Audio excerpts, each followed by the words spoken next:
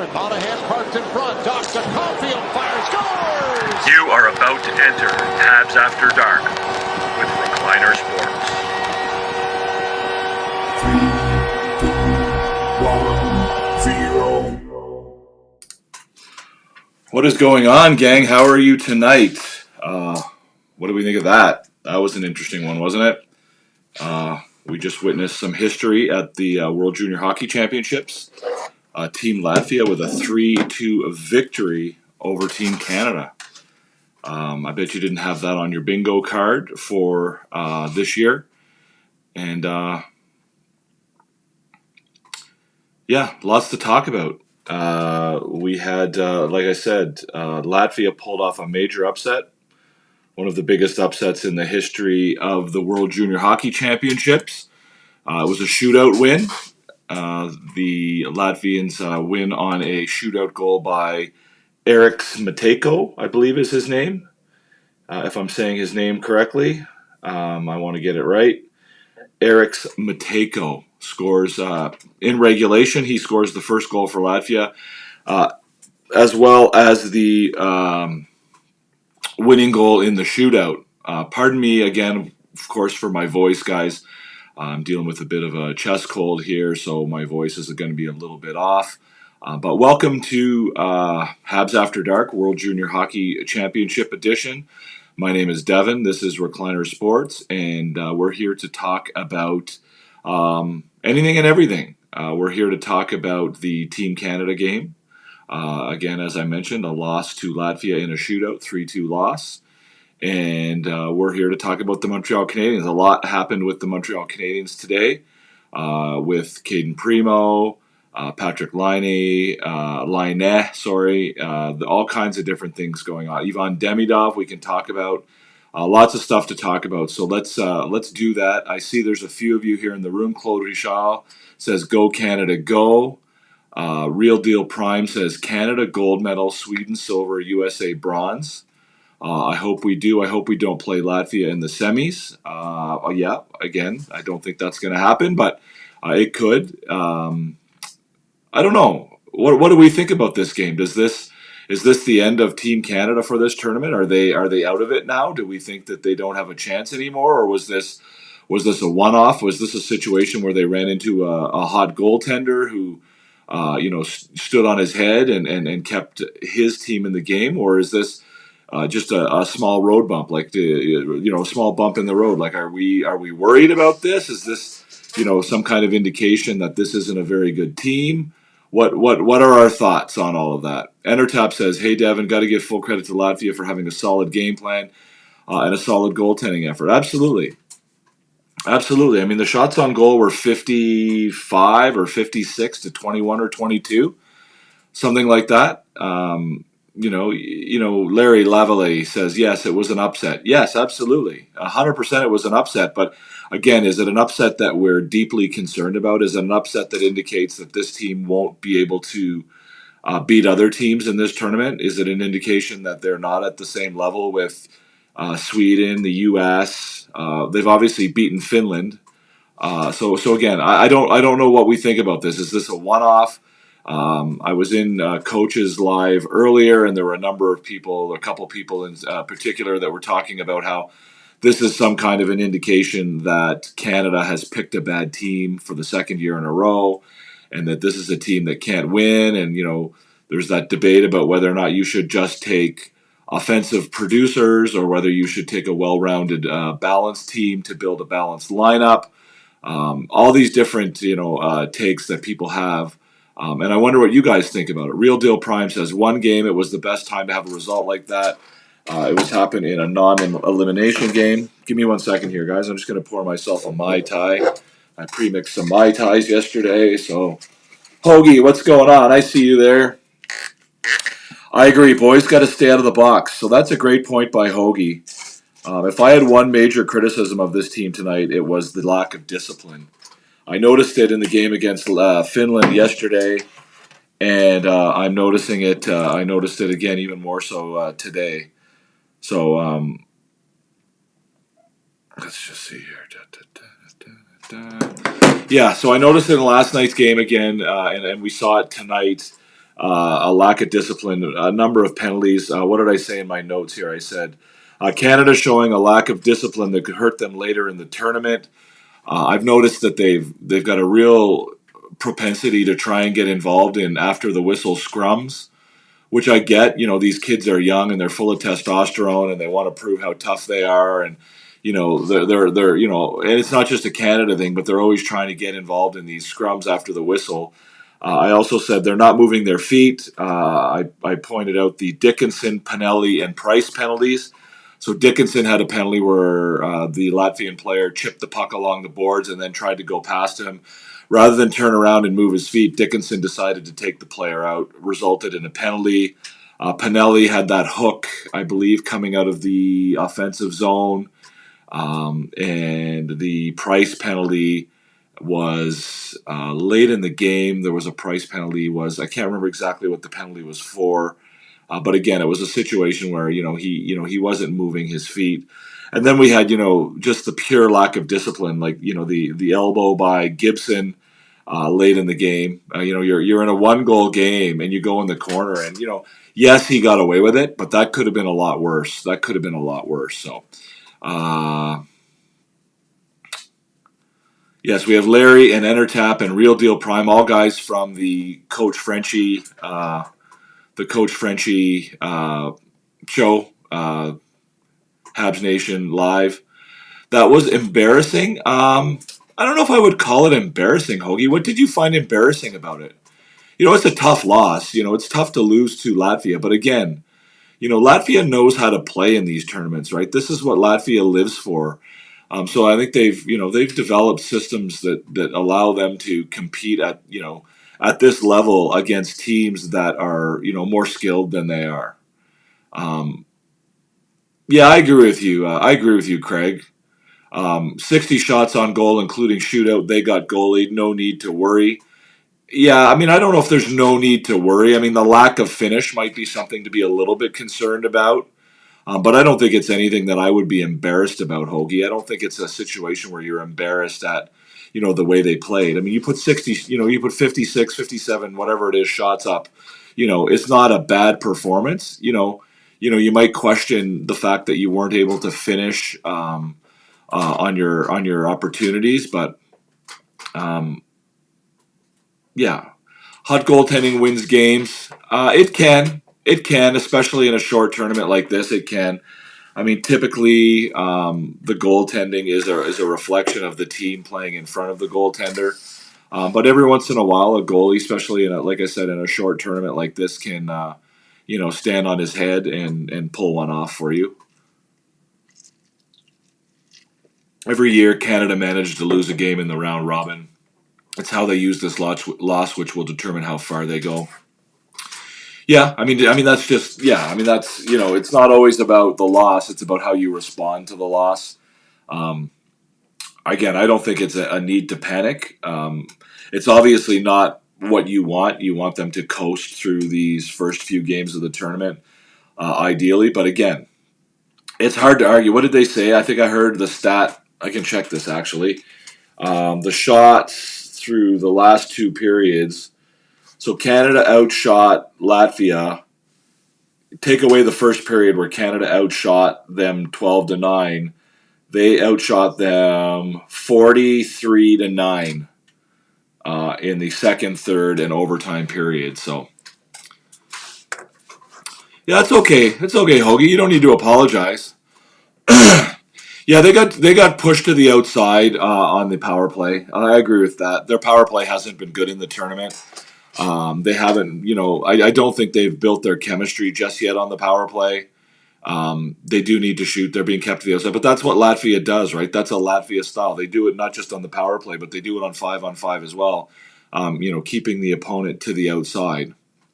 Real Deal Prime. The bigger problem is the other contending teams, Sweden, USA, for example, see vulnerability and see gold is up for grabs. Going to be a great play. Well, the gold is up for grabs, Real Deal Prime. Right? If you went into this tournament thinking that Canada was a foregone conclusion or a big favorite to win the gold medal, you'd be wrong. The Americans won last year. They're the reigning champions. They are bringing back a number of players from their team last year. So I wouldn't think that Canada is, any type of, I think they're among the favorites, or they were among the favorites coming into the tournament, but I don't think that they're, far and away favorites or anything like that. What's up, Hunter? How are you? What's up, Brandon? Thoughts on Schaefer's injury? It's a shame for the kid. It's a big year for him. He's already struggled. I think he had mono for a big part of the first half of the season. So, this is a big year for him. It's his draft year. He's a potential first overall draft pick. He's a consensus top 3 or 4 guy. And to see a guy get hurt in a tournament like this is really a shame. You never want to see anybody get hurt. But to get hurt in that manner is obviously really, really tough to watch for a young kid like that. A bit of a fluke injury. Again, it looks weird to see a guy run into the net like that. But again, I think he probably had his eye on the puck and was watching where the puck was going and kind of lost track of where the goal was. And that's tough when you get hit and you're not expecting it. That's really tough, regardless of, how hard the hit is or whatever. When you run into something and you're not expecting it and you don't have time to brace at all, like you take the full brunt of the hit without, any type of bracing at all, then that's really, really, that's going to hurt. Excuse me, guys. Aiden says not to overreact based on one game, but this team is badly coached and selfish. Well, that is overreacting, Aiden. You said you weren't going to overreact, and then you completely overreacted. I don't know if I agree with you about the team being badly coached. I will agree to you to a certain extent about the selfishness. I think selfishness and lack of discipline go hand in hand. And this team certainly has demonstrated a lack of discipline through the first 2 games of the tournament. I think there is a level of selfishness, if you want to call it that. There's a lot of really good players here who are, being a little bit too individualistic, perhaps, if I could call it that.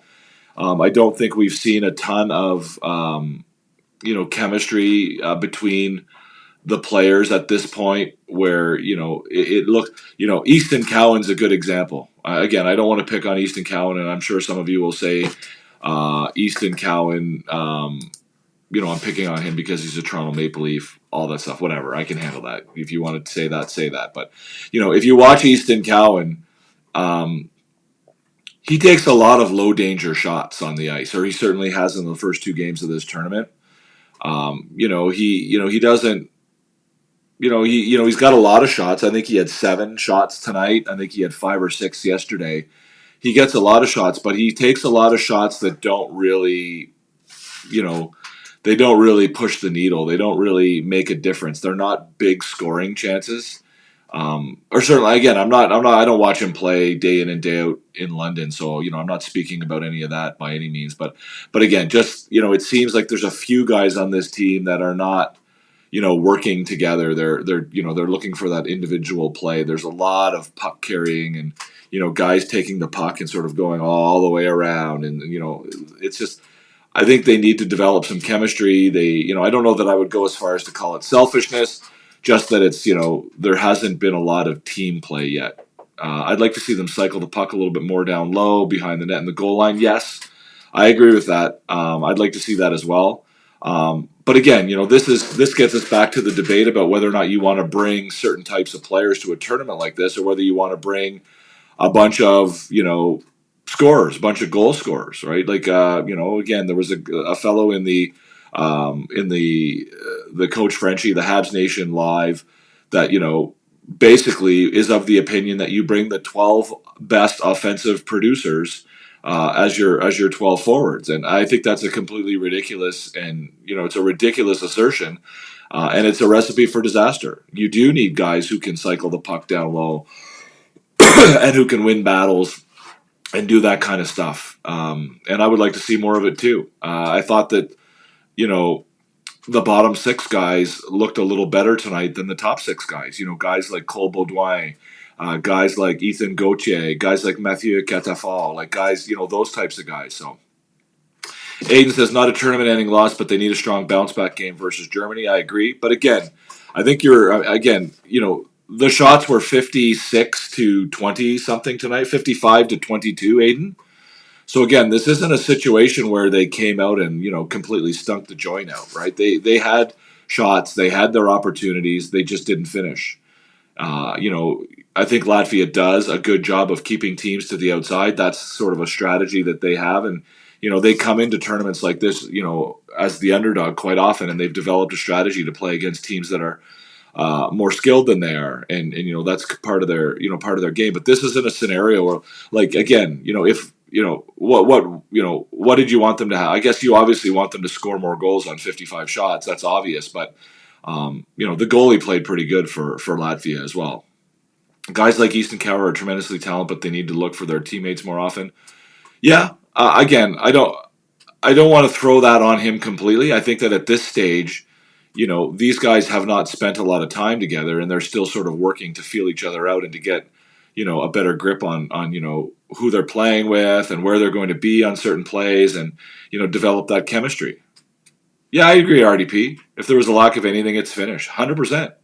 I mean, that's a great, again, part of that will be a lack of finish, and part of that will be goaltending, and part of that will be, Latvia limiting the number of high danger scoring opportunities, right? There might be a lot of shots, but how many of those shots were really super dangerous? So you don't win a tournament with individual skill. You rarely do. Bonk, sorry to say, seems like a selfish player forcing plays to get on the score sheet, makes poor decisions. Okay. I didn't really notice that RDP tonight from him. I didn't notice that from him. I'm not going to say that you're wrong. That didn't stand out to me. I don't think Bonk stood out in any real way to me tonight during the game. I thought I don't think he stood out compared to any of the other Canadian defenders, but yeah, we'll see. Wonder if the Schaefer injury is serious, or they bring up Wood, who was cut but was on the team last year. Well, Wood's not a defenseman. Wood's a forward, Brendan. I think if they're going to bring somebody in to replace Schaefer, it'll more likely be a defenseman. So you'd be looking at, somebody like Zane Parekh probably.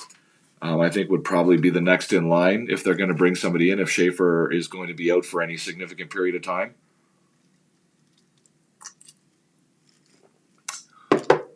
Well, it's not just the number of shots they had, Aiden. It's the number of shots they had in relation to the other team. I agree with you that, for 55 shots, they didn't have, a ton of really dangerous chances. But at the same time, I mean, like I said a minute ago, the shots were 43 to 9 in the second, third, and overtime periods, right? So you can't deny that that's a scenario where one goaltender is. They both kind of stood on their heads, to be quite honest with you. But again, I'm not going to criticize a team for getting 55 shots on goal. I thought Ivan Kovic played well. Ivan Kovic, he played. For a 17-year-old kid, what did they say? He was the first 17-year-old to start in goal for Team Canada since Jimmy Waite. That's a long time ago. For a kid that age, I thought he played well. I thought he showed some poise, and he didn't seem that affected by the gravity of the situation and the enormity of the game he was playing in. So let's go through the scoreboard here, guys. There's a bit of a gap in the comments. If you are here live, guys, feel free to comment. Fire away. I'm happy to answer your questions. If you haven't subscribed yet, the button's down there. Just hit the subscribe button, hit the notification bell. You could also hit the thumbs up. I see we've got 4 thumbs up. We got 4 likes there already. But let's have a quick look at our scoreboard for tonight. As we said, 3-2 for Latvia in a shootout. We'll go through the goals real quickly. We see all the penalties over here on the right-hand side of the scoreboard. Again, disciplined penalties, undisciplined penalties. So no scoring in the first period. The teams kind of feeling each other out. The shots were 12 to 9 in the first period. Again, that was largely due to the fact that the Canadians had to kill 3 penalties in the first period. So they were shorthanded for 6 minutes of the first 20 minutes. They also lost, as somebody has mentioned in the comments, they lost one of their top defensemen in Matthew Schaefer. They also lost Callum Ritchie for about half of that period as well. So they were shorthanded.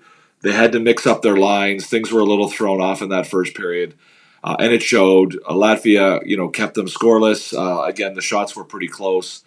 Again, the goaltender for Latvia played quite well. So the second period, Jet Lachenko gets on the scoreboard with an unassisted goal at 3:28. It's shorthanded. Catton is in the penalty box for slashing. Lachenko creates a turnover at the defensive blue line by knocking the puck away from a Latvian player. The puck then sort of skitters towards the Latvian zone. Lachenko turns on the Jets. He's got a ton of, no pun intended, turns on the Jets. A ton of speed. He gets to the puck before anyone from Latvia. In fact, he outdistances the Latvian defenders by quite a distance. He gets to the puck sort of in the high slot, and as he does, he slows down. He's able to actually look over his shoulder to check on how far back the defenders are. He realizes he has a lot of time, so he jams on the brakes, and he puts a move on Feldman's, the goaltender for Feldberg's, the goaltender for Latvia, and he scores on a deke on the backhand. It's 1-0 for Canada. That's the score at the end of the first. The shots after the shots in the second period were 21-4 for Canada. So again, a pretty dominating period by the Canadians. They played quite well, but they only had the one goal to show for it. The score was 1-0 after the first period. After the second period. Third period, Latvia gets on the board. 3:28, they tie it. Again, it's a power play goal. It's a cross ice pass from Osmanis to Matejko. It's on the rush. Matejko is he's driving to the net. Osmanis catches him. He throws a very, very nice pass on the tape, and Matejko with a one-touch shot beats Ivan Kovic before he can come across the crease and cover the shot. Callum Ritchie, 14-22, ties it back up. The fans are kind of losing their minds at this point that the game is tied 1-1 so late in the game. We're in the second half of the third period. The score is still 1-1.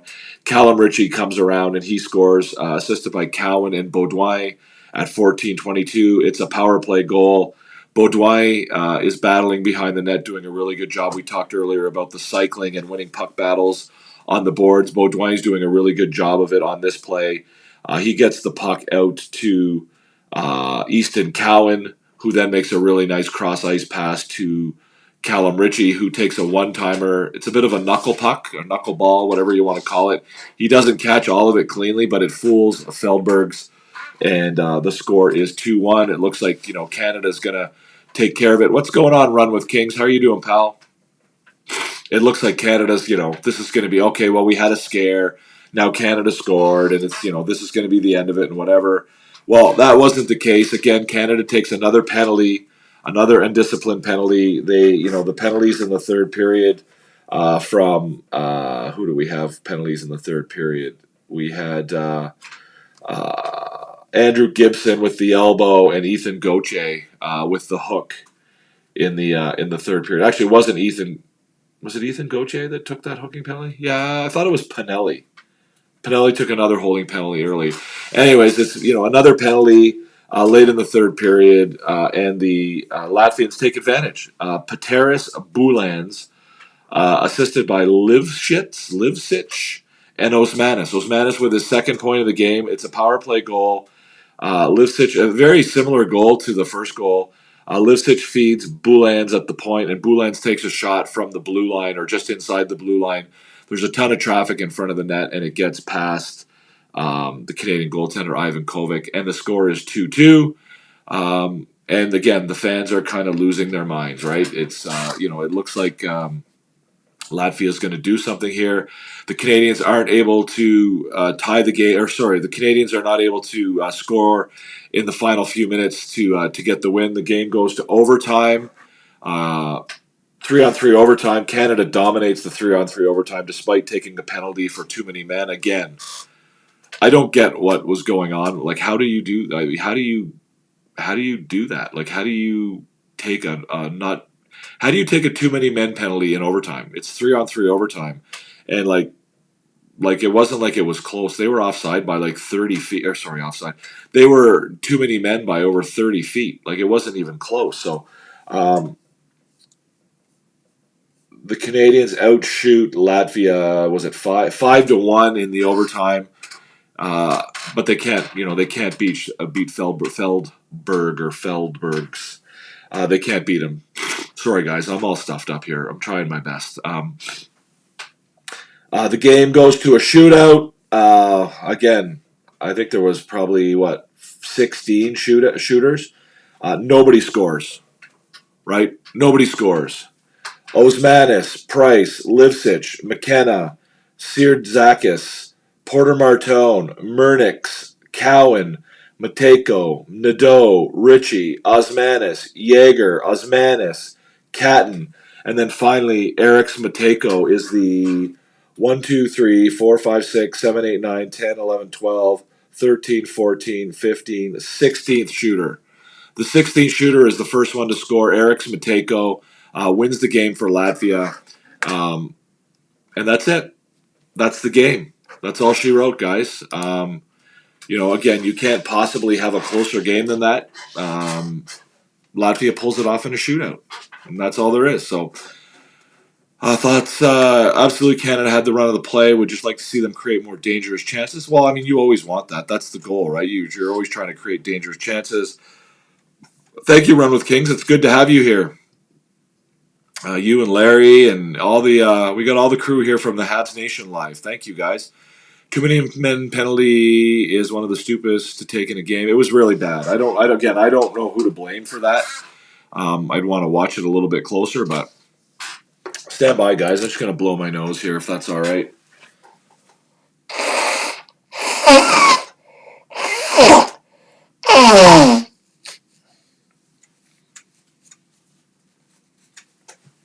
Sorry about that, guys. That's a little better.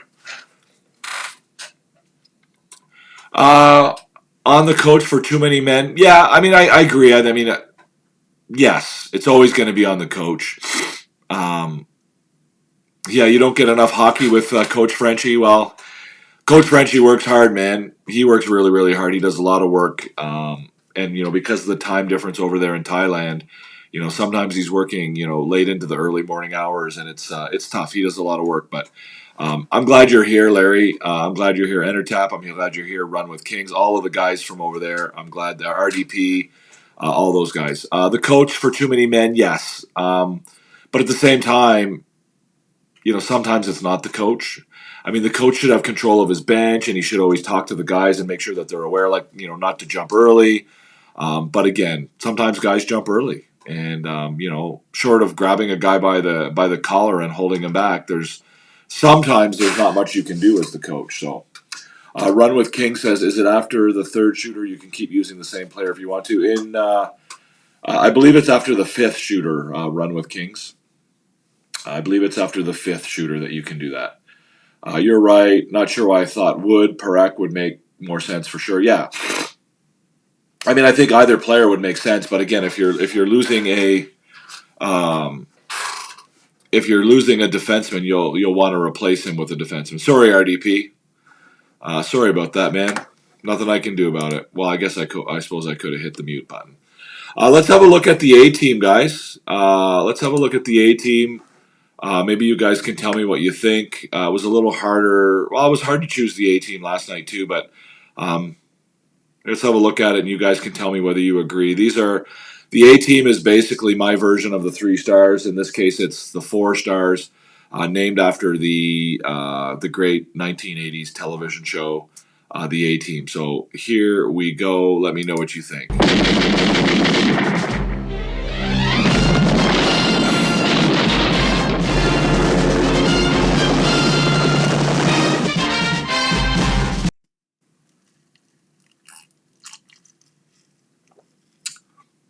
So here we go, guys. We have Ethan Gauthier, Jet Lachenko, Jack Ivankovic, and Gavin McKenna. Jet Lachenko, I thought, showed good pace all night. I thought he was, not just because he scored the goal. I thought he was good all game. Ethan Gauthier, I thought, played really well, especially when Callum Ritchie went down in the first period. I thought he stepped up. I thought that the bottom six, I thought that sort of the Gauthier, Baudouin, Catafor, like I thought all of those guys, that bottom six group had a pretty decent performance tonight, all things considered. Gavin McKenna is always dangerous on the ice. Again, when you have a guy like that, like if Gavin McKenna wants to be considered, and again, I get that he's 2 years away from being drafted or a year and a half away from being drafted, and he's quite young. But if he wants to be considered in the category with the Bedards and the Celebrinis and those generational stars, you have to have a little bit more finish than that. Again, it's not a criticism of him. He's only 17 years old. There's a lot of work to be done, and I guess we'll see how he is next year. But one of the characteristics of all of those other guys I mentioned, Crosby, McKinnon. Well, McKinnon never really shined at the World Juniors. But guys like Crosby, McDavid, Bedard, Celebrini. These were guys who could sort of take the game or put the team on their shoulders and sort of carry them when they were in games like this one, right? This is a game where Canada just needed somebody just to say, screw this, I'm doing this, I'm going to do that, and they, they weren't able to do that. So, a stunning result, no doubt. But I think what's needed is to overcome what's to come in the medal rounds. I agree. I guess Jet is as pretty as Face. Oh, Face from the A-team, yes. Yeah, I guess so. Face was the pretty one. Face was the pretty one. I guess he only ended up next to Face by coincidence, really. So what do we think of that list, guys? Are we happy with that list? Is that is there anybody there that you don't agree with, that you didn't think had a very good game, or is there anybody there or that's not there that you would have included on your A-team? What are your thoughts on that? I'd be curious to know what you think about that. So give me 1 second here, guys. While we're talking, I want to do something. I'm going to try something new here, and we're going to see if I can pull it off. I'm not an expert on this software by any means. So I am going to try it nonetheless.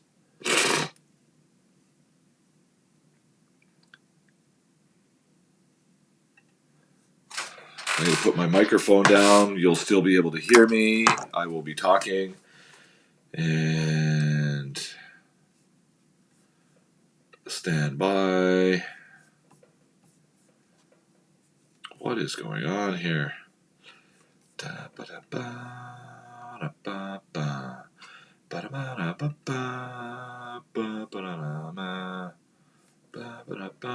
So today, guys, we had the announcement from the Canadiens. It wasn't really an announcement so much as it was a confirmation that the Canadiens have called up Caden Primo, and that they have a plan in place that they are going to... Sorry, I'm lying to you. Sorry, guys. I'm trying to do two things at once. The Canadiens have announced, or have made the announcement that they're calling up Jacob Dobesh from Laval, and that they intend to put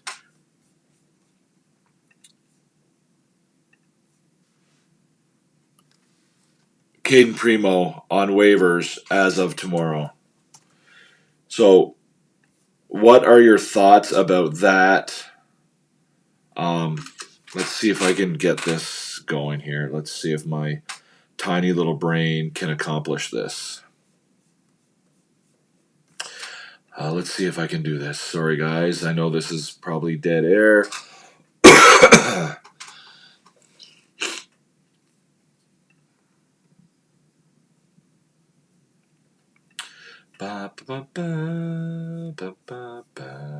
Because I'm an idiot. All right, come on, Devin. Can you do this or what? Screenshot.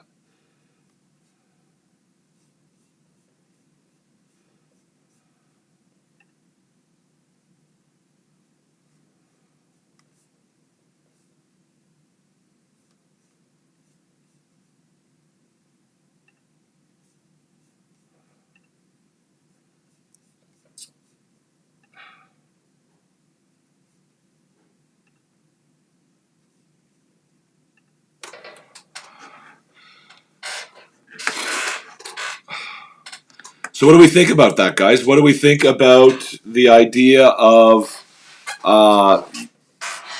Jacob Dobeš being called up and Caden Primo being sent down? What are our thoughts on that? Are we happy about it? Are we sad about it? Are we disappointed about it? Are we what do we think? Are we what's our take on it? I see Larry is excited about it, it sounds like. You're excited to see Caden Primo go? I'll give you my thoughts on it. I guess maybe that'll generate some conversation. I'm not a big fan of this. I don't like the timing of it. I don't think it's ideal. I don't think it's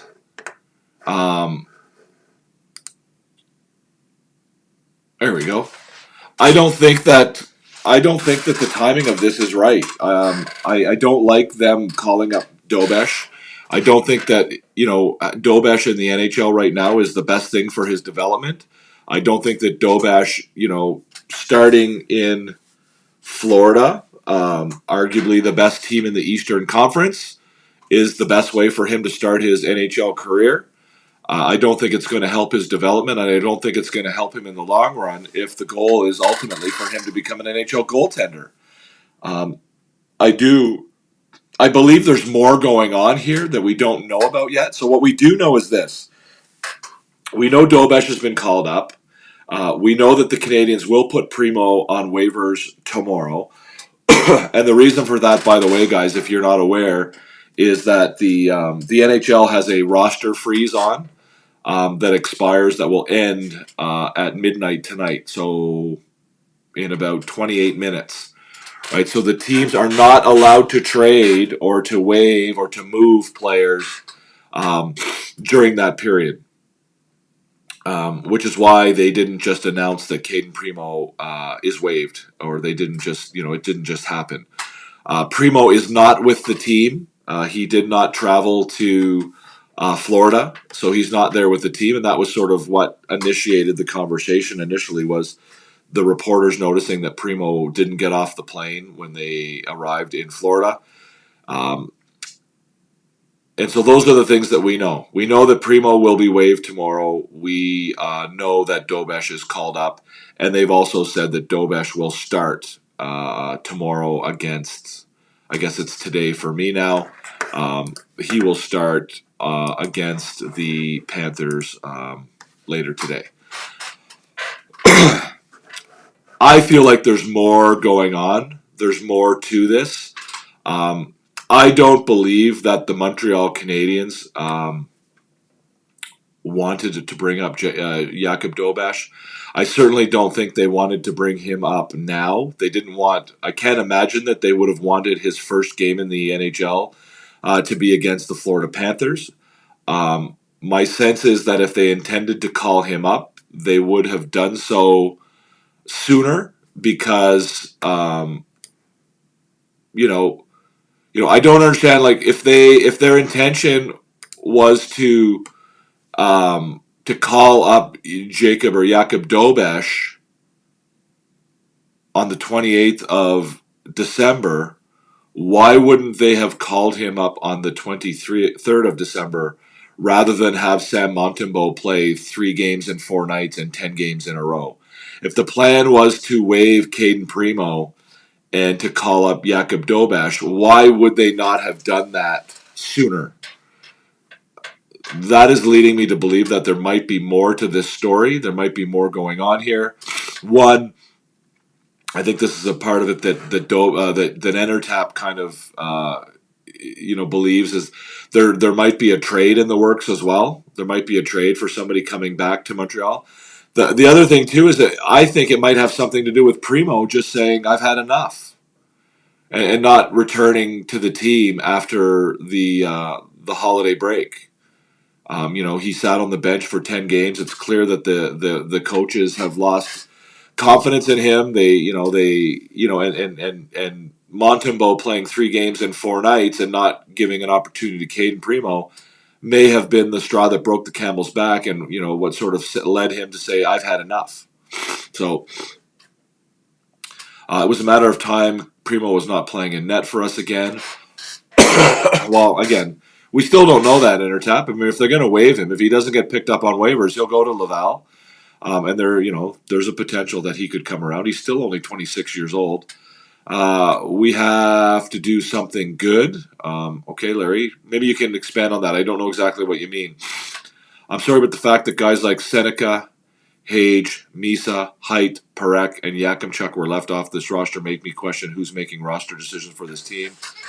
I don't agree with that, Brandon. I mean, obviously, those guys are very high-profile players, and they have big names.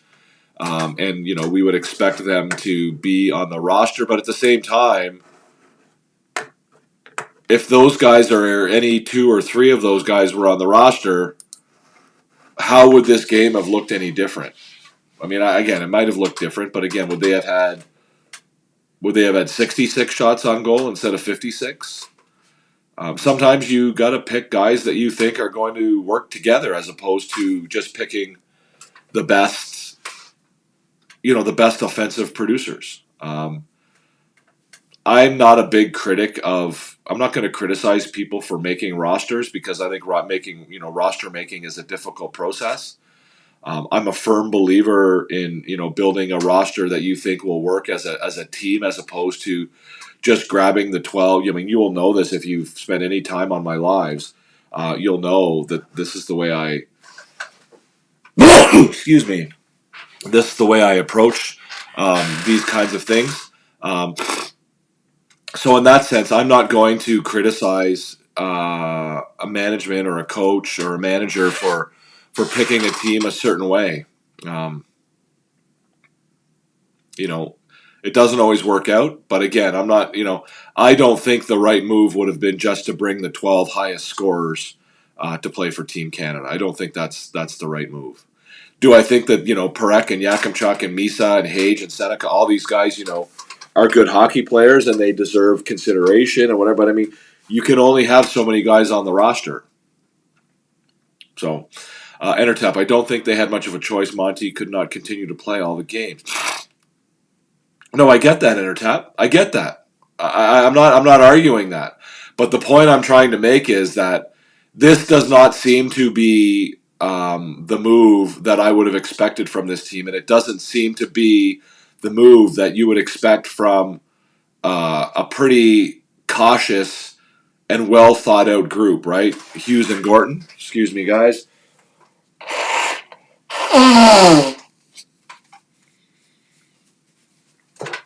Hughes and Gorton are pretty thoughtful guys. They don't make moves without thinking. And the idea that, the timing of all this doesn't make sense to me.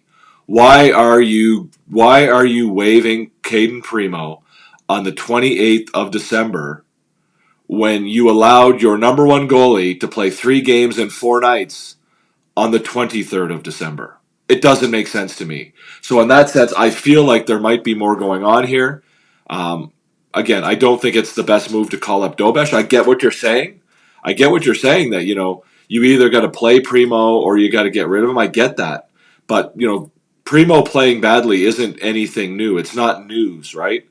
And, the fact that they're making this move without having a plan in place to replace Primo seems to me, at least an indication that there's a possibility that there might be something going on here. And like you've pointed out, we had a chat earlier today, where you showed, you said that, you thought there might be a trade about to happen as well. The trade, of course, would not be able to be announced until tomorrow as well. So that could be part of it. Or again, this is maybe a bit of me being paranoid, or this is a bit of a conspiracy theory. What if Caden Primo said, I'm not coming back? Right? I'm not coming back. I've had enough. Waive me or trade me. Right? I'm not doing it anymore. Then they've got no choice but to call up Dobesh. Because honestly, I don't think that anybody that really follows the Canadiens closely would say that calling up Dobesh at this stage is the smart move. It's not the smart move. Because what if Dobesh turns out to be a complete bomb? What if Dobesh gets lit up for 8 goals? And again, I'm not saying I think this is going to happen. I'm not saying I want this to happen. But what if it does happen? What if Dobesh gets lit up for 8 goals? Then what are you going to do? Right? Again, if Primo gets picked up on waivers, he's gone. If Primo doesn't get picked up on waivers, he's down in Laval. So if Dobesh, lays a complete egg in his first game, then what are you going to do? Or his, first 2 or 3 games? What if he proves to be no better at this stage of his development than Caden Primo is? So, now you've got to find somebody else, and you've potentially hurt the confidence of a young goalie who you foresee having a role on your team in the future. If it brings in better backup goalie play, especially for back-to-back games, but you need to be sure he is ready and can help the team. Absolutely. And that's the point I'm trying to make. Right? You don't want to bring Dobesh in under these circumstances. Right? You don't want Dobesh to come in when you're not sure that he's going to be built for success.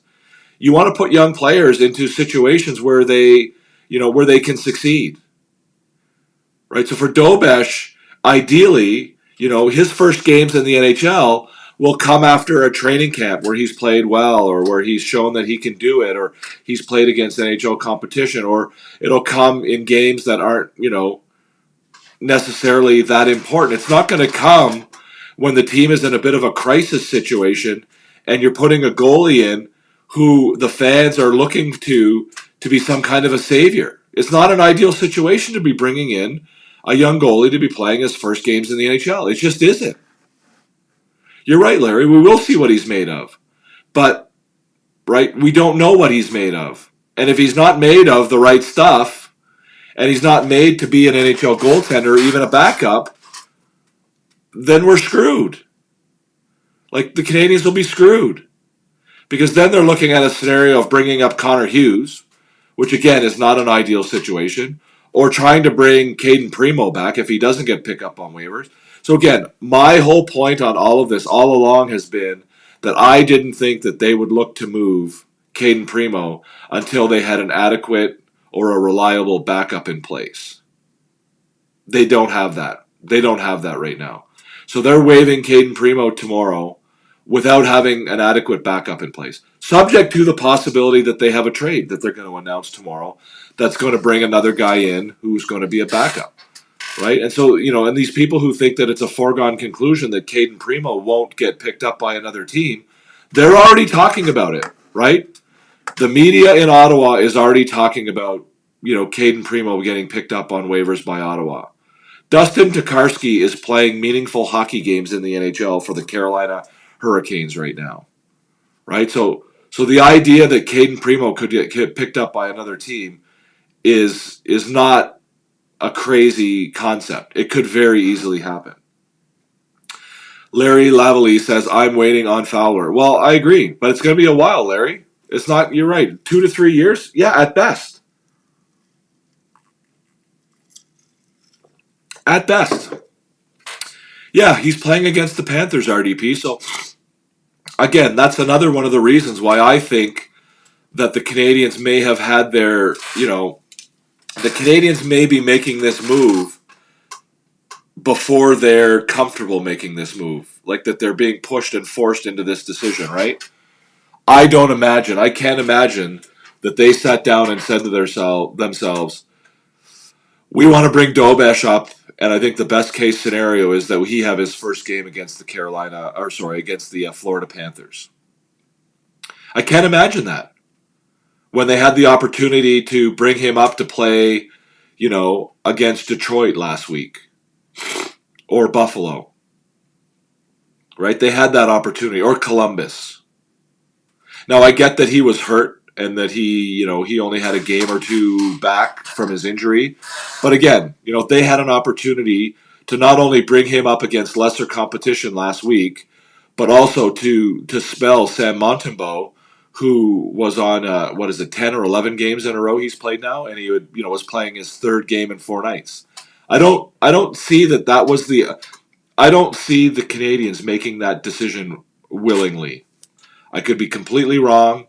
I could be completely off base, but that to me doesn't seem to fit with the Kent Hughes philosophy. That's not the way he operates.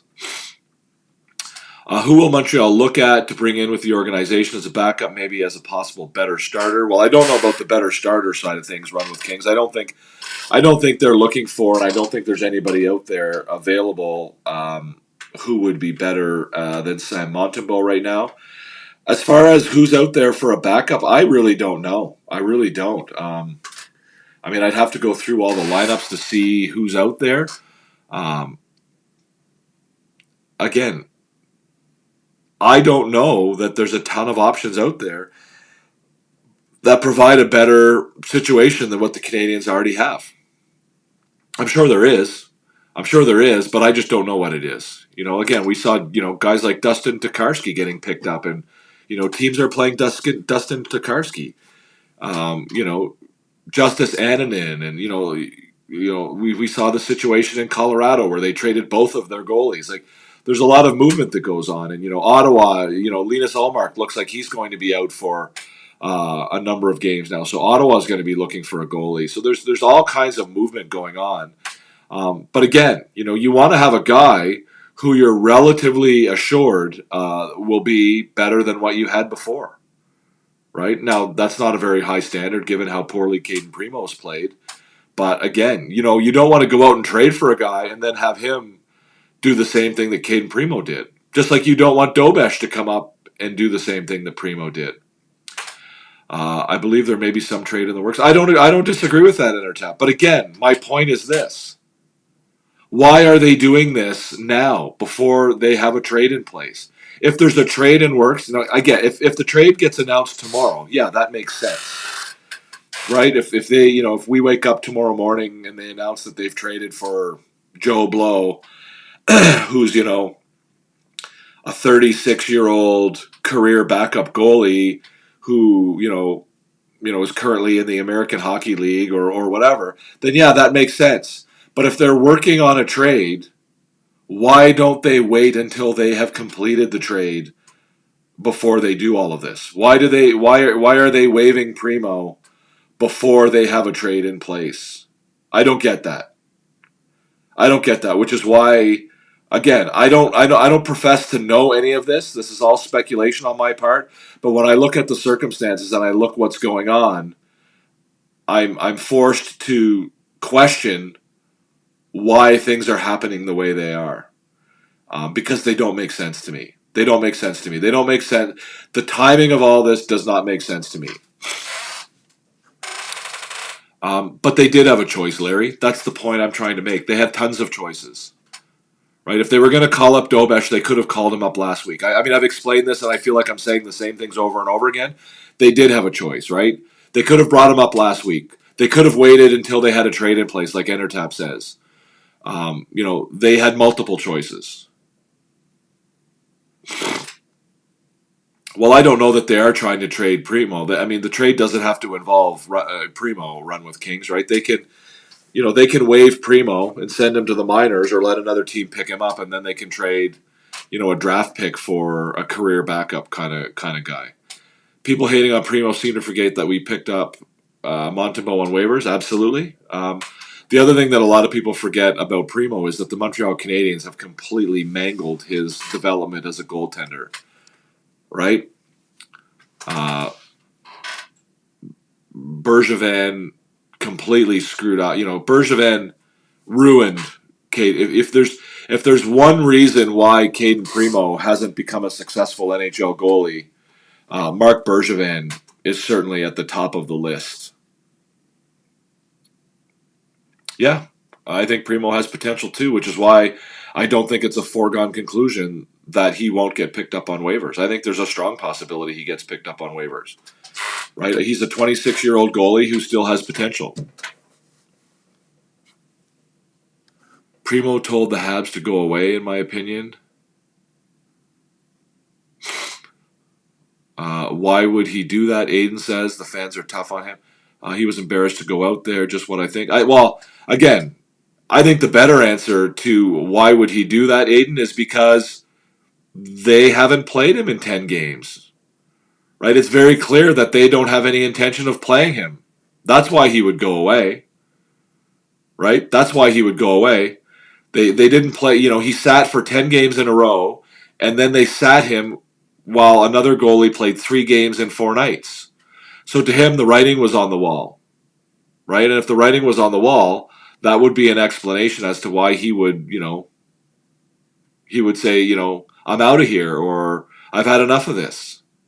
Again, I have no evidence of this, and I can't support it. I don't know that this happened, but it's just the circumstances are weird to me.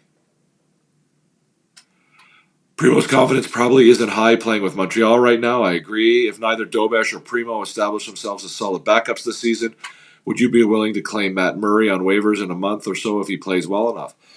I mean, I think that if Matt Murray is available on waivers, I think the Canadiens would be crazy not to pick him up. I mean, I don't know what his salary situation is. Somebody can look that up, I guess. I don't know what his, what he's earning, but I can't imagine it's anything significant. But again, Matt Murray would be a perfect guy to have on this team as the backup. I think that would be a great option. It was interesting. I saw somebody on social media today that, had the audacity, in my opinion, to say, oh, well, we don't want Matt Murray. He's just a mediocre goalie, or he's an average goalie. Yeah, that's what we need. We need an average goalie. We need a mediocre average goalie to be the backup to Sam Montembeault. That's exactly what we need. What are we holding out? We're not holding out for a Vezina trophy candidate to pick up on waivers or to trade for, right? We're taking what we can get, and I think that Murray would be a great option. I say we. I don't mean we. The Canadiens. I'm not a member of the team. Real RDP. When a team picks up a waiver player, can that team then place that player on waivers eventually? Or is there a rule you need to keep that wave player for the rest of the season? I don't think the rule is that you have to keep them for the rest of the season, but I don't think you can put them on waivers immediately. But again, they do maintain their waiver status, and you can't send them down to the minors. You have to put them on waivers before you can send them to the minors. Entertap says Dobesh is not here for the long run. Doesn't make sense. Laval suffers as well. Hughes is using him as a stopgap until a trade acquisition is made, i.e. Fucale. Well, okay. There's a few things there, Entertap. I agree with that. But again, there's no indication that Dobesh is not here for the long run. I agree with you that it doesn't make sense. That's what I've been trying to explain for the last 20 minutes. It does make sense if he's using him as a stopgap until a trade or an acquisition is made. However, it also doesn't make sense that they would make the move before they've completed a trade or acquisition. Right? You have to agree with me that it would make more sense for them to acquire somebody and then put Caden Primo on waivers, as opposed to put Caden Primo on waivers, call Dobesh up for 2 weeks, and then acquire somebody. That doesn't make sense. It makes more sense to complete the trade or the acquisition and then to waive Primo. So there's something more going on here, in my opinion. As far as Fucale's concerned, Fucale's under contract in Russia, so I think they can acquire him, but only at the end of the season. I don't believe they can get him before that. I believe his contract ends at the end of this season. And I guess the other question would be, how interested would Fucale be in returning to the Montreal Canadiens? Right? Things didn't go real well the first time he was here. They let him go. I don't know all of this, but I like Fucale. Again, I watched him play. He was, part of the 2013 Memorial Cup winning Halifax Mooseheads. I watched him play a lot of hockey. I think he's a good goalie. He's a smart kid. And he's obviously playing really, really well in Russia right now. Aiden says to RDP, I believe the player claimed on waivers, exempt from waivers for 10 games, 1 month. Yeah, I'd have to look at that. I'm not sure, Aiden. Although I believe the team that waived the player has a chance to reclaim him. Yeah, I'd have to look at the rules on that. EnterTap may have the answer. Once a waived player is picked up by a team, they stay with the team for the remainder of the year. Can't trade him either. I don't believe that's right, EnterTap. Because we have seen players that have been on waivers more than once this year. We've seen players that have been waived by multiple teams this year. Hasek was waived by Chicago, cleared, then traded to Buffalo. Sabres then waived Hasek. Mike Keenan claimed Hasek off waivers, but the NHL said, no, Mike, you can't do that. Yeah, I don't know about all that, RDP. The rules would have been different back then. It would be a different. It would have been a different collective bargaining agreement. But we have seen players this year that have been, waived by multiple teams. There was a goalie that was with Chicago earlier in the year that bounced around a little bit. Pardon me. You can absolutely reclaim a player you previously waived. I'm fairly certain that the original team that waived the player gets a chance to claim the player. Your scenario is slightly different because there was a trade involved. Anonymous says, calling up Dobesh is a terrible idea, especially if it's for any more than a week. I agree, Anonymous. I agree. It's a terrible idea, which is why I feel like it's something they may have been forced to do. I feel like there might be a scenario where they've been forced to do it by the circumstances. Again, I don't know what those circumstances might be, and we probably will never know. One of the possibilities is that, Caden Primo said, I'm done. I've had enough. I'm out of here. I'm not coming back from the holidays. And so the Canadiens had no choice but to bring somebody because they can't go to Florida with one goalie. They have to have another goalie. Aiden says, I believe Matt Murray gets paid league minimum. I don't think he's a future starter, but he's probably, absolutely. Oh, I got a thumbs down. Who's that from? Thank you for the thumbs down. Let me guess. I bet you $100 that's Jason Teal. Oh, and it's a thumbs up. Maybe it was a mistaken thumbs down. Rooting Dobesh's progress for a slightly better backup. Goalie is stupid. Dobesh needs to be playing 3 to 4 times a week. I agree completely with all of that, Anonymous. I think that calling up Dobesh right now is a terrible move. It doesn't make any sense at all to me. It doesn't make any sense to me as a move. It also doesn't make any sense to me given what I know about Kent Hughes and how he operates. It doesn't seem to be something that he would do. Habanation says if Primo is claimed off waivers, the team need to keep him on the roster all year. Unless they waive him to the minors, then the team that waived him gets first dibs. If he's traded, he can play. Okay. Yeah, I'd have to bone up a little bit on those rules about waivers. I sadly don't know enough about it. But welcome, Habanations. You're always welcome. Thank you for coming. It's nice to see you, and have a good one. I hope you enjoy your time here, and feel free to chime in. The longer I look at my pool, the more player I cut needed something else to look at. I gotcha. I hear you. Aiden says, I looked the rule up, and any player that's been waived and is part of a trade must get offered as a waiver claim to other team that put in a claim that when he was waived. Okay. It was an accident, MB. It was an accident, MB. I don't understand. Oh, sorry. The thumbs down was an accident. I gotcha. A player waived in the NHL can be waived again if they are picked up by another club. A player who's claimed off waivers must be put on waivers again before they can be traded or loaned again. Okay. Ivan Demidov, guys. What did we think of... did anybody get to watch the game today in the KHL? Ivan Demidov. It was a great game. He started the game on the first line. Evgeny Kuznetsov has been injured and likely won't play for several weeks. As a result, they moved Demidov to the first line, and Sorry, guys. I got a bunch of crap going on my screen here, and I'm trying to shut it down.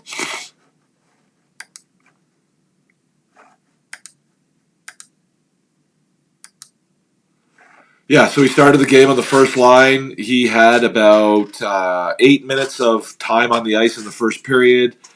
Registered an assist in the first period on a interesting play. He was coming in along the left-hand side along the boards. He comes in along the left-hand side. He makes a pass to a teammate who then chips it ahead. He then gets the puck along the boards in the offensive zone.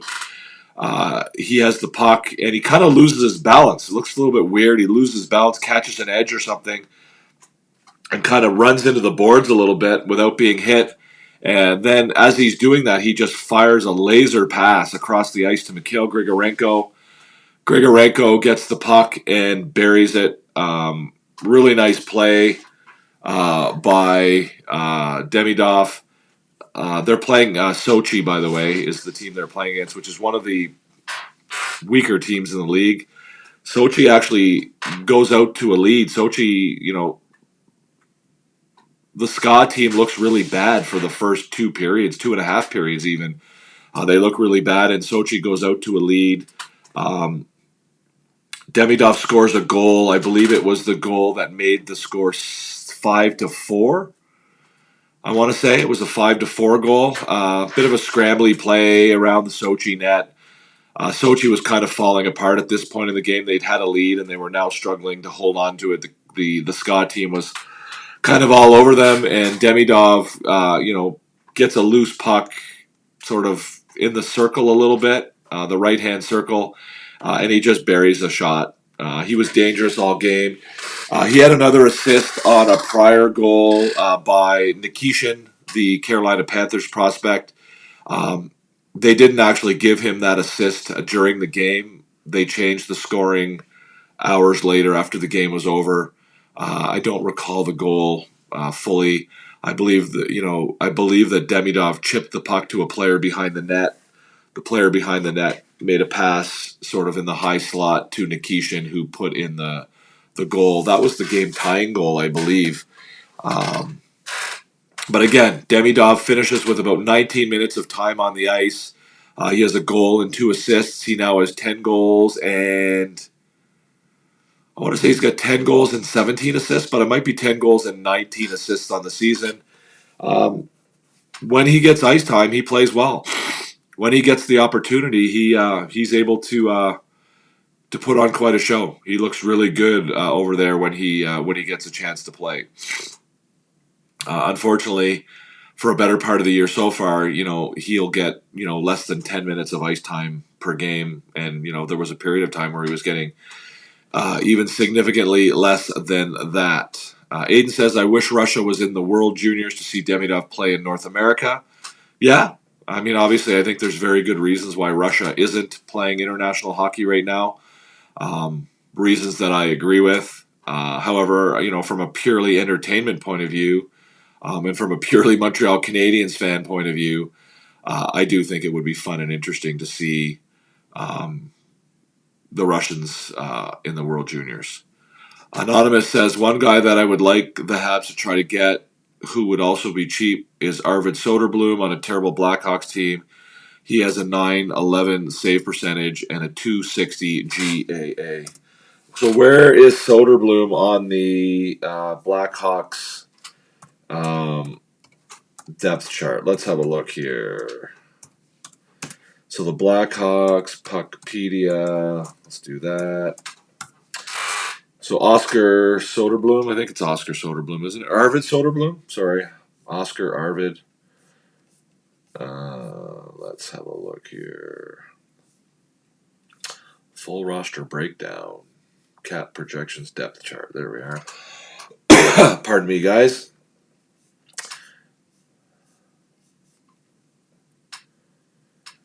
So Soderblom is currently their backup. He is 25 years old.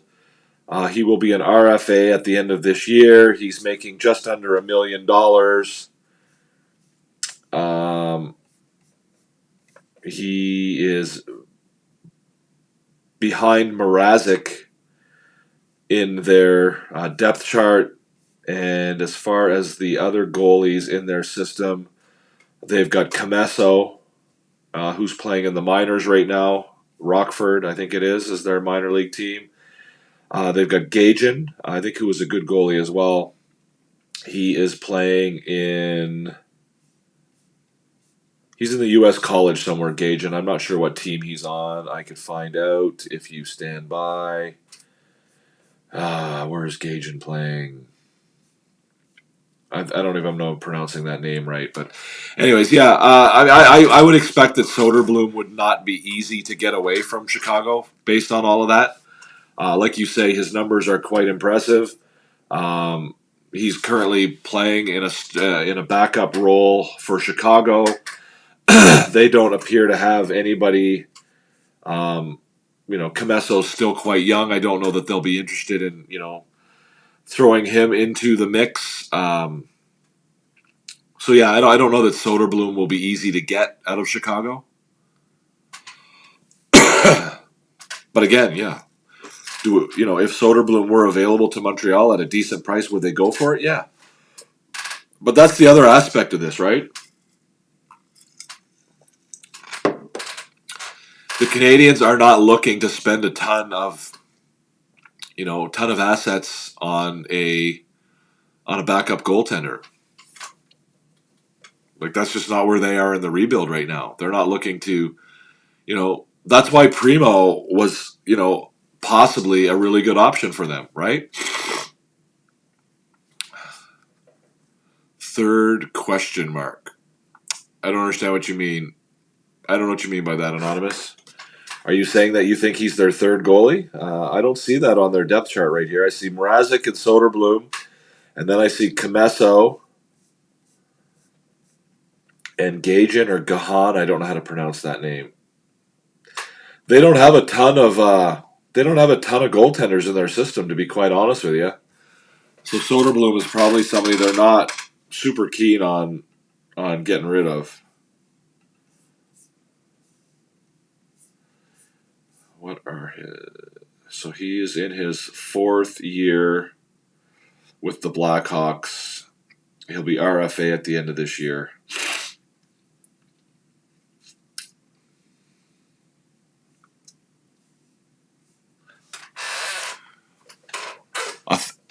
You think that Chicago would give up a third round draft pick for him? I can't imagine that would be the case.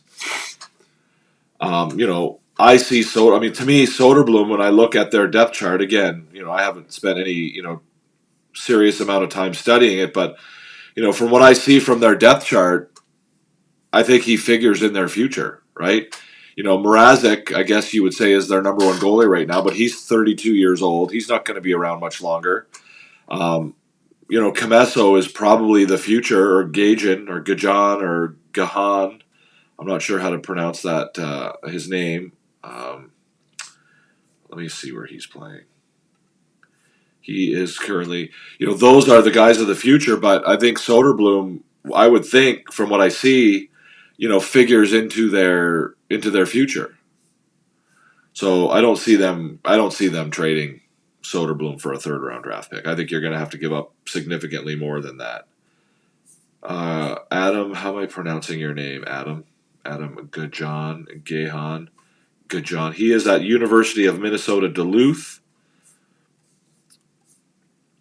He is got an .882 save percentage this year and a 5-7-0 record. Minnesota Duluth, I don't believe, is a super strong team this year. So I can't see them getting Arvid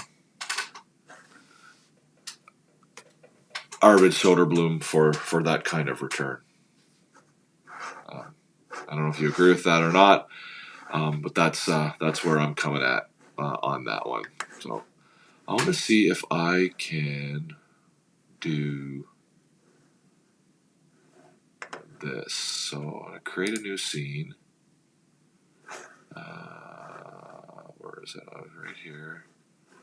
I want to do that, and the source is going to be a video file. I'm going to choose the video file. I want to see if I can show you guys. Oh my God, how about that voice? I want to see if I can show you guys the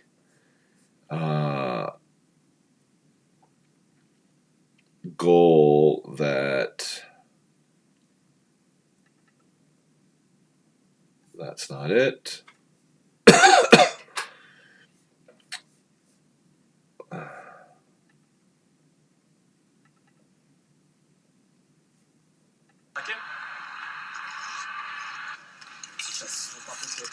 Okay, so this is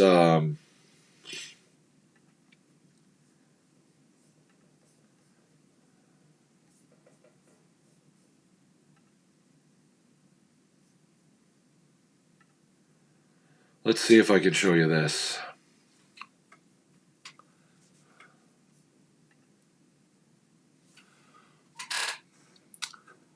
We're pretty quiet in here, guys. Are we all done talking for the night or what? What's our take here?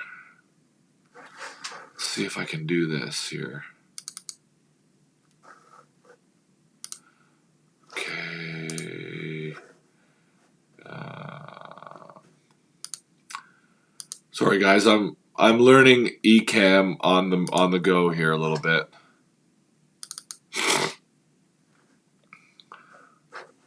So here's the assist that I talked about earlier. Close that first.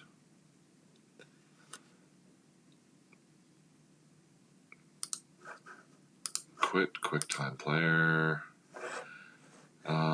See if I can show you this. Вот сейчас попытка это сделать. Демидов устоял на ногах, отдал Григоренко, и это гол! И Михаил Григоренко сразу же отмечает своего партнера.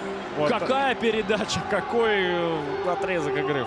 Демидов ударился об борт, тем не менее на коньках устоял и сделал поперечный.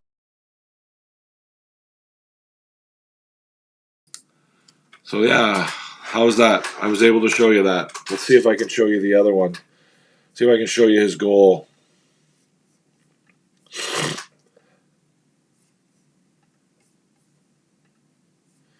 Do I have his goal on here? Why don't I have his goal on here?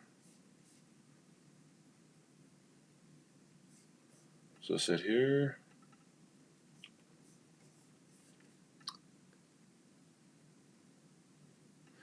I believe this is it here. Let's see if I can do this again. Let's see if I can pull this off twice. All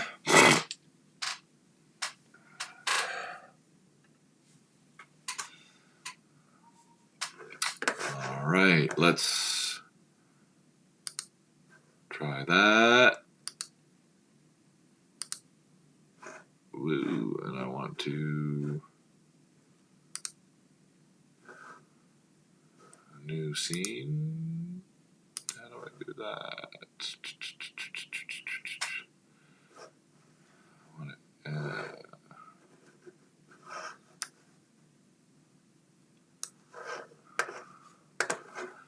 all right, new scene, source, video file, choose file. So this is the goal. Maybe this is the goal. Open. Here we go, guys. Let's try this.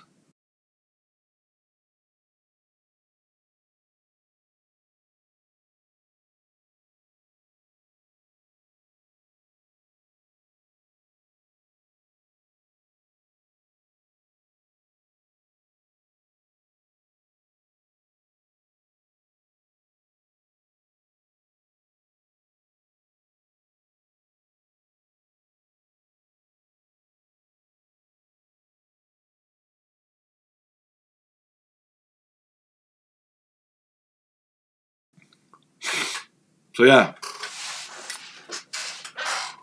Primo's age too hard to pass up. He may be claimed. I think he'll get claimed. I don't think he'll get through waivers. RDP, frankly.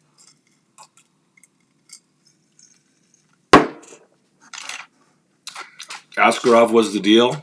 I don't know. I don't know if I agree with that. I don't know that Askarov fits with the player profile that the Canadiens are looking for. He wasn't available for cheap. I think it would have involved, again, I don't remember exactly what San Jose traded for him, but I think it involved more than the Canadiens were willing to give up. I mean, keep in mind, Askarov has not yet played any significant number of games in the NHL. Let's see what Askarov is looking at so far this year.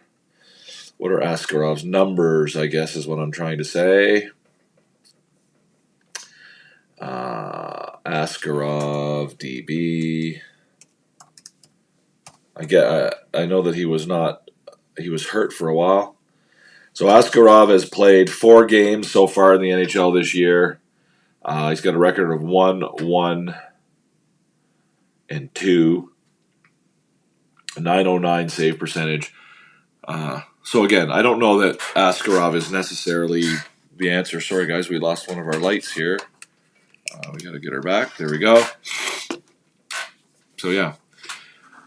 Anton Forsberg. Where is Anton Forsberg? Forsberg, I believe, is...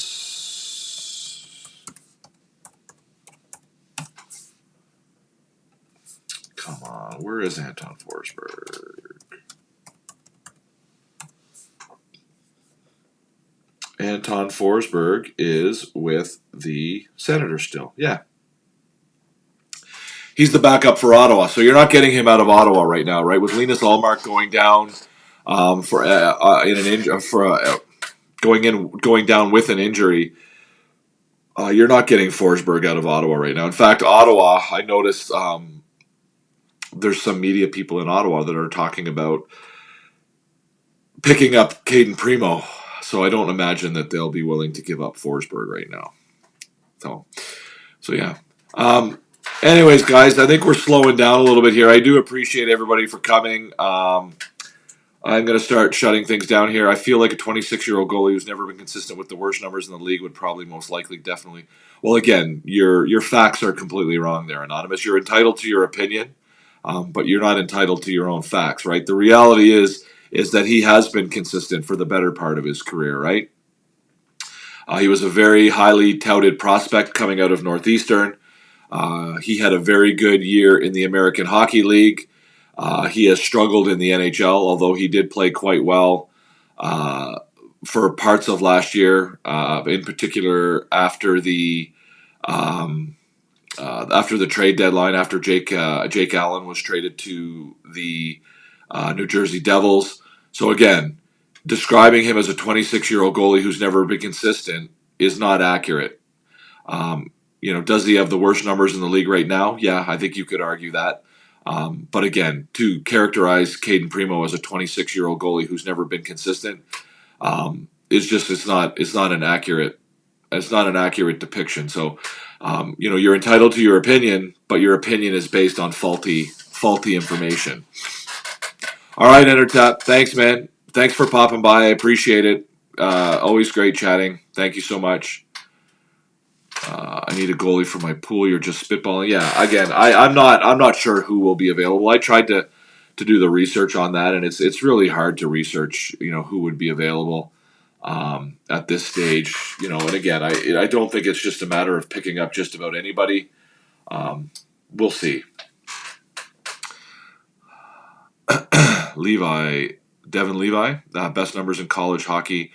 Looking forward to his future. Yeah, again, it just goes to show you that, for all you guys that think that Jacob Fowler is going to be a superstar in the NHL in the next, couple years, that sometimes it takes a while to get there. Even if you are that good in college, you need to, it takes a couple years to get to the level to be an NHL goalie sometimes. So.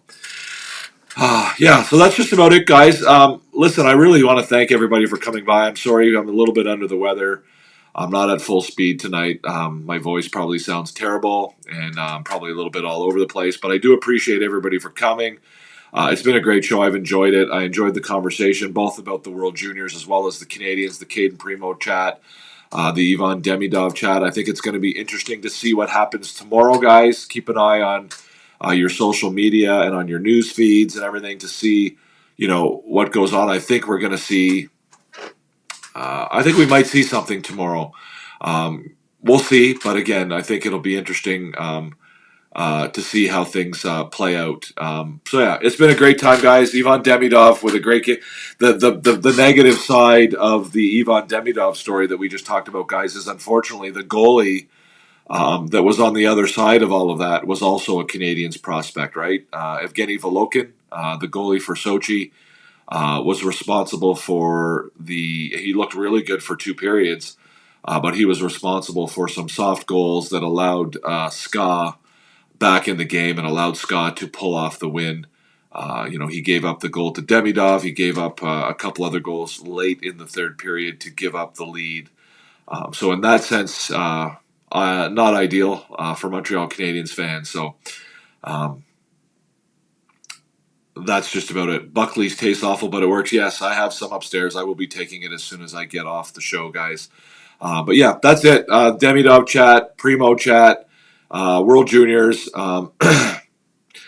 historic game in the World Juniors, perhaps not the way we would have liked to have seen it, but again, I don't think it's time to panic just yet. I don't think the Canadiens laid a complete egg tonight, 56 or 55 shots, whatever it ended up being, is not terrible, but we shall see. So thank you for coming. Runs with Kings, RDP, Habinations, Enter Tap, Anonymous, who else do we have here? Larry Lavalle, Aiden.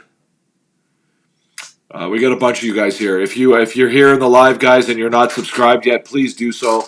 YouTube tells me that only 35 to 40% of you are actually subscribed. So if you're watching the show, there's a decent chance that you're not actually subscribed. It's really easy to do. It helps me. It helps the channel. It helps us grow. We are trying to grow our numbers and get bigger. The bigger we are, the better we can provide you guys with content. So if you do enjoy what you're seeing here, please subscribe and also tell your friends, tell other people who you think might enjoy the show and have them come on over here. Only 2 times in his career, he's had over a 9 save percentage. Being good for a few games, then sucking for an entire season don't make you good. He's 20. Again, that's an inaccurate depiction of his career. Again, so let's go back and look at his career here, just so you can be informed before you offer your criticism. He's a highly touted goalie in college to begin with. That was at Northeastern. So you're looking at his numbers. He had a .931 save percentage at Northeastern in his first year there. He had a .933 save percentage in his second year. The next year, 2019-20, he had a .908 save percentage for the Laval Rocket. He then played in 2 games in 2019-20 for the Canadiens with a .931 save percentage.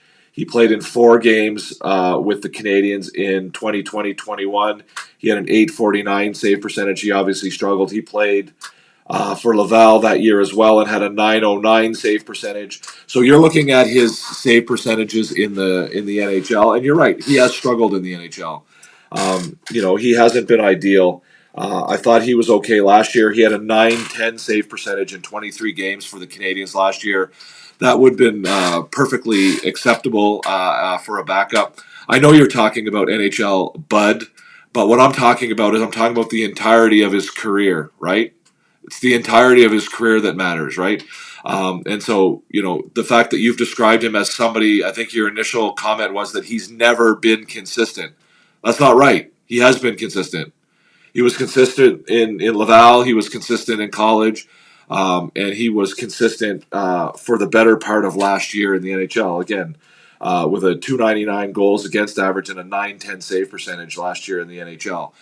He was consistent throughout his career. I mean, he was the definition of consistent in his career in Laval, if you actually look, because he had a .909 save percentage in 2021. He had a .909 save percentage in 2021-22, and he had a .909 save percentage in 2022-23. So again, you can't get any more consistent than having the exact same save percentage 3 years in a row in the NHL. So you can say what you want about him, but you should have your facts correct if you're going to do that. So again, I think there's a decent chance that he'll get picked up. I'm not saying that he will. I don't know whether he will. Neither do you. None of us really does. But the reality is there's a decent chance that he gets picked up on waivers tomorrow. So we shall see. Again, the only way we'll know is after we wait to see it happen. So RDP, he could end up in another organization and playing well, just like Montembeault, right? Montembeault, has performed well in another organization. So that's it. I mean, again, you can start getting aggressive if you want, anonymous, and calling people bud and whatever. But the reality is that you don't have your facts straight. You're talking out of your ass because you probably have an opinion about Caden Primo that you want to be right about, and you're just not. So, again, I don't know whether he'll get picked up on waivers tomorrow. You don't know whether he'll get picked up on waivers. The reality is probably nobody knows whether he'll get picked up on waivers other than the teams that are considering the possibility of picking him up on waivers. All that to say, thanks for the show, guys. I really enjoyed myself. I apologize for being a little under the weather. If you are here and you're not subscribed, please do so. If you're watching on a replay, also feel free to subscribe. If you're not already, hit the notification bell. Again, only 35% of the viewers are subscribed. I think we can do better than that. We're trying to grow our channel. We've been doing this for about 2 months now. We want to keep growing. Once we start getting more subscribers, we get to a certain number, we can start doing a little more creative things with the, with the live and with you guys, and I can start doing a little bit more stuff, whether it's, I can do some mobile live stuff, whatever, we can do some subscriber stuff, all that kind of stuff. So if you're not subscribed yet, I would ask that you please, you please do so. It really helps us, and if you enjoy the content, then it certainly is. It's good for everybody. Works for everybody. Bud isn't aggressive. Not going to lie. Being good in college doesn't prove anything in the pros. Ever heard of Johnny Manziel? Okay, so again, you're not listening either, anonymous. When you end your sentence with Bud, when you don't even know who I am, you're on the internet anonymously. So not only do you not know who I am, but you also are lurking around without using your real name. When you call somebody Bud or you end your sentence with Bud, it's an indication that you're trying to make a point. That's just, again, you can pretend that you're not doing it. Being good in college doesn't prove anything in the pros. I agree with you. You're right. But again, the AHL is the pros, and he had a 9-10 save percentage over 3 years in the AHL. So again, your original comment was that he's never been consistent, right? Your precise words were he's never been consistent. Well, you're wrong. He has been. He was consistent in college. That's not never. He was consistent in the American Hockey League. That's not never. And he was consistent last year in the NHL. That's not never. So again, you can not like Caden Primo all you want. You can have the opinion that he's not going to get picked up on waivers, but you can't have your own facts. You can't have your facts that he's never been consistent. That's just not accurate. You're wrong. You're factually incorrect, right? And so your opinion, if you don't like the guy and you want to say, well, he's played badly this year, I don't think he'll get picked up on waivers, or he's struggled this year or whatever, he won't get picked up on waivers. You can, I have no problem with that. But again, I'm going to call you out in my live on my show if you start to present inaccurate facts, because we don't do that here, right? We're grown-ups here. We argue, not just in a civil manner, but we argue in a way where we base our arguments on facts. So again, your suggestion that Caden Primo has never been good and never been consistent is completely wrong. And the reason why a team might pick him up on waivers is because of the way he was in college, and because of the type of prospect he was in college, because of the way he played in the American Hockey League, and because of the potential he has shown at times throughout his career. That's why another team might be interested in him. They're not going to be interested in him at all based on this year's statistics. I think that's obvious, right? If it was based only on this year's statistics, I think you'd probably be right. There would be very little chance that he would get picked up on waivers. But, NHL teams are a little bit smarter than that. They're going to look at the entirety of this guy's career, and they're going to see a guy who had really good numbers in college. They're going to see a guy who was drafted fairly late, but had quite a bit of potential. They're going to see a guy who played well in the American Hockey League, and they're going to see a guy who showed potential last year in a backup role. Right? It's also the reason why the Canadiens haven't been, that quick to give up on him. Right? It's why they've waited as long as they have. Is because they see something in this kid, right? And they believe that if he gets away, that there could be something in this kid that that's worth keeping an eye on or keeping. That's why they kept 3 goalies last year, right? Because they didn't want to lose Caden Primo. They could have put him on waivers last year. So, anyways, I'm not going to get into all that with you, but again, there's just way too many people out there opining on this topic and others who are just talking out of their ass and don't know what they're talking about, right? They're emotionally charged over the fact that Caden Primo has been really difficult to watch this year, and so they can't get past the fact that they want him gone and they want him to disappear and they don't want him on the team anymore. And I get that. But again, you've got to put your emotions in check sometimes, and you've got to put facts and reality ahead of the emotional response and satisfying your emotional response to talk shit about a guy when the facts don't support it. So, anyways, we'll end it on that. That's the end of the show, guys. I appreciate everybody for coming. Like I said, please feel free to subscribe. Please feel free to hit the notification bell. If you haven't given a thumbs up yet, please do so. It certainly helps. We want to grow the channel. I hope you enjoy the show. If you have any criticism, hopefully constructive, feel free to let me know either in the comments or some other way. I'm easy to get a hold of. That would be awesome. I really appreciate everybody. Thank you for coming by. Thank you for contributing. Thank you for the comments. All of that good stuff. I really love it here on YouTube. It's significantly better than it was on TikTok and some of the other platforms that I've used. So I appreciate everybody. Thanks so much. If it's not the middle of the night for you like it is for me, enjoy the rest of your night or the rest of your day. And we will certainly see you tomorrow, hopefully after the Canadiens game. Tomorrow night, tomorrow afternoon. Tomorrow afternoon. It's an afternoon game, 1:00. So we'll be on the air after the game, probably somewhere around 3:30 or 4 my time. Your time, Eastern time. Probably a little bit later than that here on the East Coast, the Atlantic coast. So, anyways, yes, I'm rambling on now, guys. I hope you have a great night. I apologize for my voice and for being sick, but hopefully you enjoyed yourself, and we will see you in the next one. Peace out. To Hoffman, Monahan parked in front. Docks to Caulfield, fires, scores! You are about to enter Habs After Dark with Recliner Sports.